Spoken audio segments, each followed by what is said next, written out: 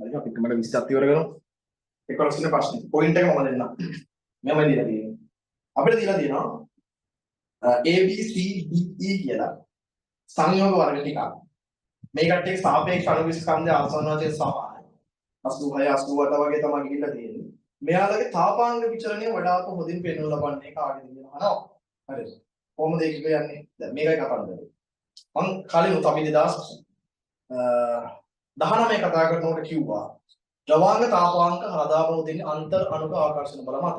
එතකොට අන්තර් අණුක ආකර්ෂණ බල හොදට හදනවා නම් එයාගේ ද්‍රවාංග තාපාංකත් වැඩි. එතකොට මේ දීලා තියෙන කට්ටියක අන්තර් අණුක ආකර්ෂණ බල බලන්න. අන්තර් අණුක ආකර්ෂණ බල වැඩි වෙන්න නම් හරිද? එයාගේ හොඳ ක්‍රියාකාරී කාණ්ඩයක් තියෙන්න ඕනේ. ඒ වගේම මේ දීලා තියෙන විදිහට කාබන් දාමේ වැඩි වෙන්න ඕනේ ආකර්ෂණ බල වැඩි. එතකොට ත්‍රිමාන අවේරතාව අඩු වෙන්න ඕනේ. ඒ කියන්නේ එන්න පොයින්ට් එක මතක තියාගන්න. ද්‍රවාංක හෝ තාපාංක වැඩි වෙන්න නම් ප්‍රධාන අවශ්‍යතා තුනයි. හරිද? එකක් හදන අන්තර් අණුක ආකර්ෂණ බල ප්‍රබලතාවය වැඩි වෙන්න ඕනේ. ඒ කියන්නේ හයිඩ්‍රජන් බන්ධන හදනවා නම් හොඳටම වැඩි කරනවා යා. හොඳටම ද්‍රවාංග තාපාංග වැඩි. ඒ ආකර්ෂණ බල වර්ගය. හරිද? වර්ගය.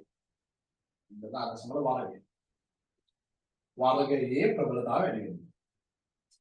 දෙක.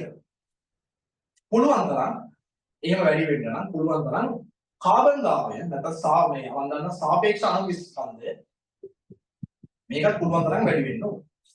එතකොට කාබන් දාමය දිග වෙනවා. කාබන් කාන් වැඩි වෙනවා. එතකොට මෞලික ස්කන්ධය වැඩි වෙනවා. එතකොට එයා ලන්ඩන් බල එයා හතර ලන්ඩන් බල ප්‍රබලතාවය වැඩි වෙනවා. ප්‍රමාණය වැඩි වෙනවා. ඒකෙනුත් ද්‍රවාංග තාපාංග වැඩි වෙනවා. බැඳීම් වැඩි වෙනවා. තුන්වෙනි ත්‍රිමාන අවහිරතාව මේක නම් අඩු වෙනවා. මොකද ත්‍රිමාන අවහිරතාව අඩු වුණොත් තමයි අංශු එකිනෙකට ගොඩක් ලං වෙන්නේ. එතකොට තමයි යාලා අතර හොඳට බැඳීම් හදාගන්නේ ආකර්ෂණ බල. එතකොට යාලගේ ද්‍රවාංග තාපාංග වැඩි වෙනවා. ඔන්න ඔය පොයින්ට් තුන මම දිහා ගන්න.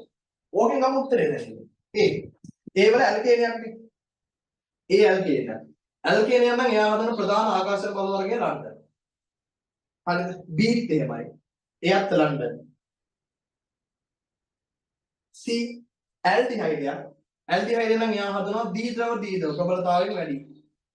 දීද්‍රව හදනවා ගෙලින් දාන. D එයත් ඇල්ඩිහයිඩයක්. එයත් දීද්‍රව හදනවා.